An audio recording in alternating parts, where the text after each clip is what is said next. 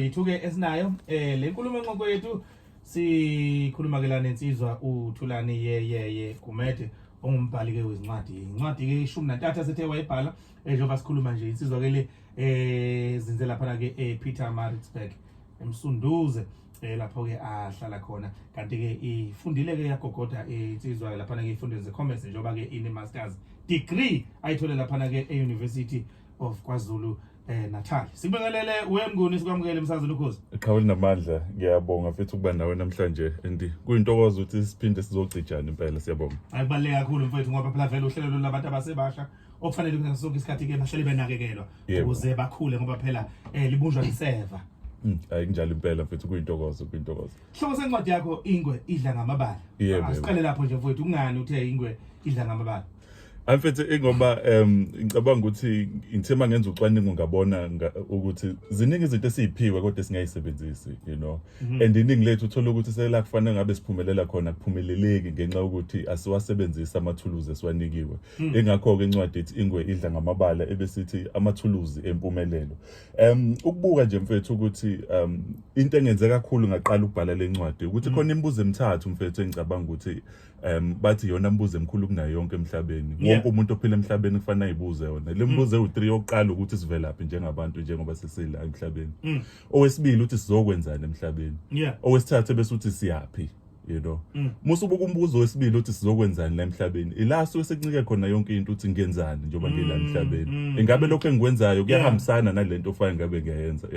because iningi lethu uthola ukuthi sinoba nokulimala ngoba manje khona into ozofika uyinikele kuyo ufake wonke abandla akho but ubuyithola uthi yazi angiyitholi lento ekufanele ngabe ngiyayithola kulento le ngenze isibonelo and ngiyakhuluma ngalento encwadini khona enye insizwa eyidume ngokuhlakanipha kuthiwa uAlbert Einstein ithi lensizwa lena uma sizohlulela ilwane ngokugibela isihlahla zonke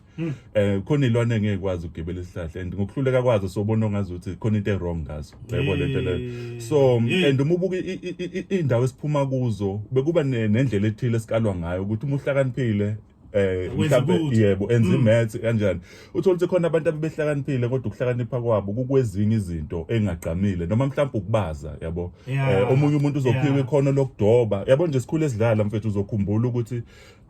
bungaba negroup yabanganabodwa uthola ukuthi khona ozothi mase kudlalwa ibhola lidlale kangcono uma sekuthiwa kuyafundwa esikoleni mhlawumbe angabi umuntu ohamba phambili but wonke umuntu unento yakhe kodwa ebholeni uhamba yedwa nanso ke indaba baningi mfethu kukanjalo so izona zinto ke lezi engifuna umlalelo lalela ukuthi abe nakho lokho ukuthi abe nokuyibuza ukuthi yini lento enginayo and ezinye yebo ngakwekhululimi mfethu ngoba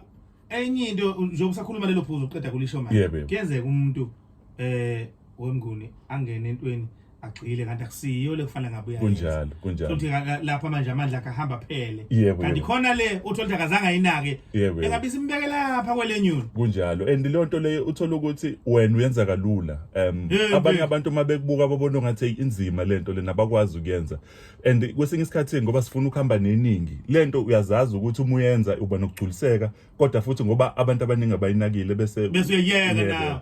madoda ngizokwenza isibonelo nje khona enye movie mfethu kuthiwa iCharity of Fire isukele entweni eyenzeka ngempela lensizwa kuyagijinywa kule movie ithi lensizwa kule movie ithi yona njalo uma igijima izwa amandla kaNkuluNkulu nothando likaNkuluNkulu ebese kuba khona enye insizwa futhi ngizokwenza isibonelo ngayo bayibiza elapha eUK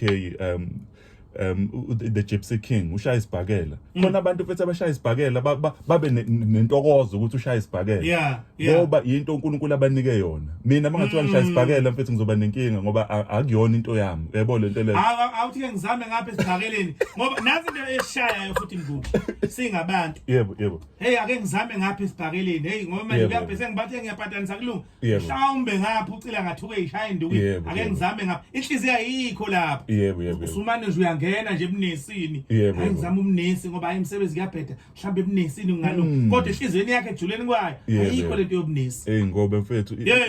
into ebuhlungu lento ngoba ngiyaphinda njengoba umbuzo ka number 2 ukuthi sizokwenzani la emhlabeni wonke umuntu mfethu unento nayo ehlukile athi umenza mfethu azizwe and bayakutshena nabantu ukuthi yazi uyenza kangcono lento mfethu into elula nje kuthiwa mfethu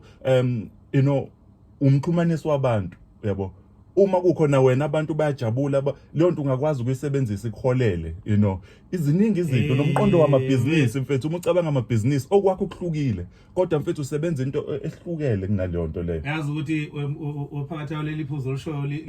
likhulu kakhulu yebo yabona umsebenzi engwenza la yebo ayikho into engiyithanda njengale price ngisazi ayikho kakhulu yabona maqhambe ngivula umbhobho la ngifaka ukuthi on kuba bomvu lapha yebo bese fanele ngikhulume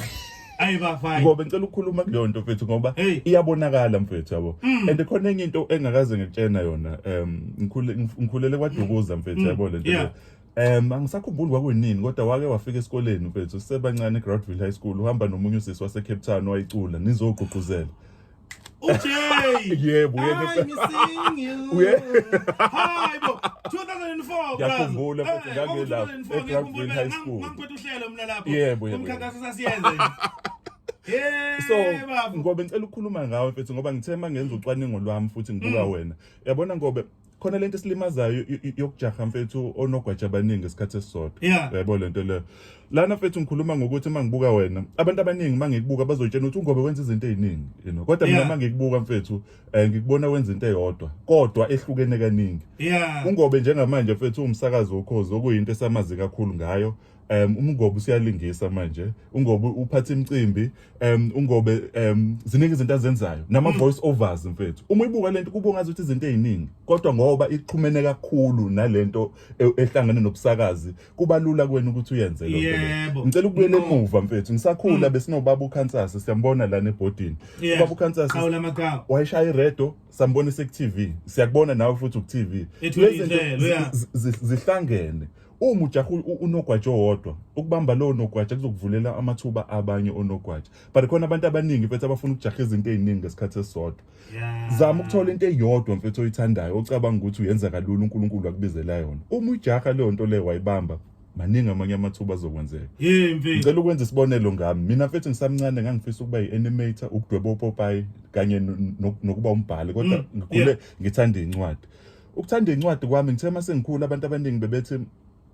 izwi lami ufaka ngabe mhlawumbe ngiyalisebenzisa kwezinye indawo yebo lento le ngingaqondi ukuthi kanjani but ngafocusa kulento yencwadi incwadi ngithe mangikhipha incwadi yami oqala abantu abaningi eziteshini zomsakazo bangidinga ukuthi ngizokhuluma ukukhuluma kwami emsakazweni khona abangizwile kwezinye indawo bathi bacela ngizokwenza ama voice overs la ko moja love sengike ngenza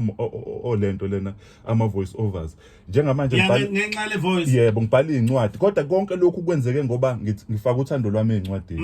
ukube ngifuna ukwenza konke bengizoba nenkinga kodwa ngithe mangibhekana nento eyodwa njengamanje ngiyaqhuquzela yazala okunye le uzala izinto ezihlukahlukene and njengamanje ngihleze ngibatshena abantu ukuthi njalo ngo4 ekseni Monday to Saturday umsombuluko kuya ngomgqibelo ngo4 ekseni ngiyavuka ngibhale incwadi mase kushaya u6 ngene eshaweni ngiyaqoka ngemsebenzini ngiyokwenza umsebenzi wami ongahlangene nalezi zinto okuyinto engicabanga ukuthi